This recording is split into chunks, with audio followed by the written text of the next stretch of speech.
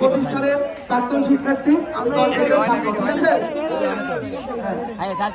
এখন আমরা যখন দেখেছিলাম যে আমাদেরই প্রতিষ্ঠানের শিক্ষার্থীরা পরীক্ষার হল নিয়ে চরম ভোগান্তিতে ভুগছে এবং টেনশনে পড়ে গেছে, পড়ালেখার ব্যাঘাত করছে, সেই হিসাবে আমরা প্রাক্তন শিক্ষার্থী হিসেবে এটা আমাদের নিজ থেকে আমাদের দায়িত্ব থেকে আমরা এসে তোমাদের পাশে দাঁড়িয়েছি, তাই তো?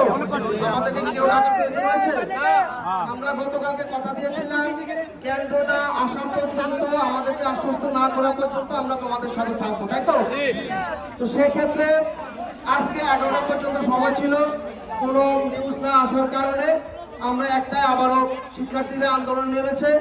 আমরা যারা প্রাক্তন শিক্ষার্থী ছিলাম, আমাদের রিমন ছিল, আদনান ছিল, তারপরে আমাদের সাথে কাউসার ছিল, রাশেদ ছিল, আরিফ, পারভেজ, অনেকে ছিল। আমরা উপজেলায় গিয়েছিলাম।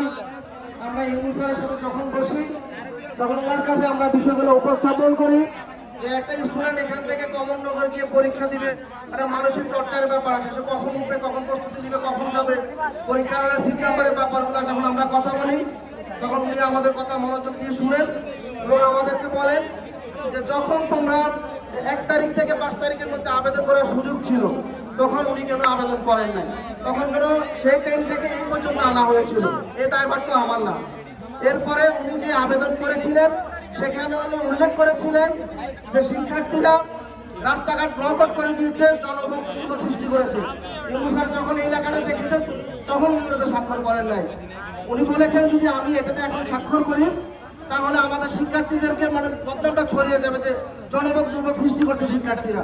তখন আমি ওনাকে কারেকশন করার কথা বলেছিলাম যে আপনি কারেকশন করে এটা এনে দেন যে শিক্ষার্থীরা এত দূরে পরীক্ষা দিতে পারবে না, এর জন্য শিক্ষার্থীরা এবং গার্জিয়ান সহ মানববন্ধন করেছে, রাস্তায় মানববন্ধন করেছে, হল পরিবর্তনের জন্য জনদুর্ভোগ সৃষ্টি করেছে, এটা বলা যাবে না।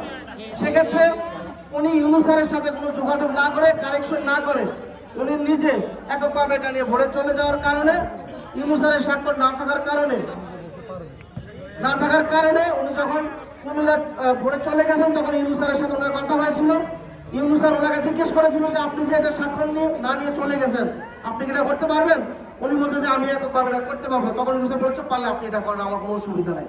কিন্তু যেখানে স্কুলের সভাপতি ইউনূস স্যার, উনি ইউনূস স্যারকে মূল্যায়ন না করে, ইউনূস স্যারের সাথে যোগাযোগ না করে, স্বাক্ষর না নিয়ে, কারেকশন না করে উনি ওইখানে যাওয়ার কারণে আজকে আমাদের এই পর্যন্ত আসতে হয়েছে।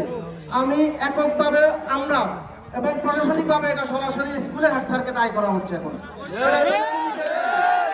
আমরা তো আমাদের পাইলটের যে সুনাম ছিল, আমার মনে হয় সুনামটাও দিন দিন নষ্ট হচ্ছে। ওনাকে অবশ্যই সাধারণ শিক্ষার্থীদের ম্যান্ডেট দিয়ে শিক্ষা প্রতিষ্ঠান চালাতে হবে। এককভাবে খামখেয়ালিভাবে আর কোনো শিক্ষা প্রতিষ্ঠান চালাতে দেওয়া হবে না। আমরা এই স্কুলে পড়ালেখা করেছি, পাইলটের সুনাম বৃহত্তর নোয়াখালীতে আছে, ওনার জন্য এই সুনাম আমরা নষ্ট হতে দেবো না। পাইলটের জন্য আমরা সবাই ঐক্যবদ্ধ, আমরা শিক্ষার জন্য, শিক্ষা প্রতিষ্ঠানের জন্য আমরা সবাই ঐক্যবদ্ধ। আমরা যেমন অতীত ছিলাম, আমরা ভবিষ্যতে তোমাদের সাথে থাকবো। আমরা যে কোনো প্রয়োজনে আমরা তোমাদের পাশে এসে দাঁড়াবো। আমরা সিনিয়র যারা আছে আমরা তোমাদেরকে কথা দিচ্ছি। আর আজকে 2 দিন তোমরা অনেক পরিশ্রম করেছো, আন্দোলন করেছো, আমাদের মারা আছে, বোনরা আছে, সকাল থেকে সম্ভবত তোমরা কিছু খাওনি। তবে আজকের মধ্যে তোমাদের হল প্রকাশ পেয়ে যাবে ইনশাল্লাহ। আমরা বলছি আমাদের হয়ে গেছে, কিন্তু এখন কেন্দ্রটা ঘোষণার বাকি, কিন্তু এটা হয়ে গেছে, ওখান থেকে ট্রান্সফার করে নিয়ে আসা হচ্ছে। ঠিক আছে,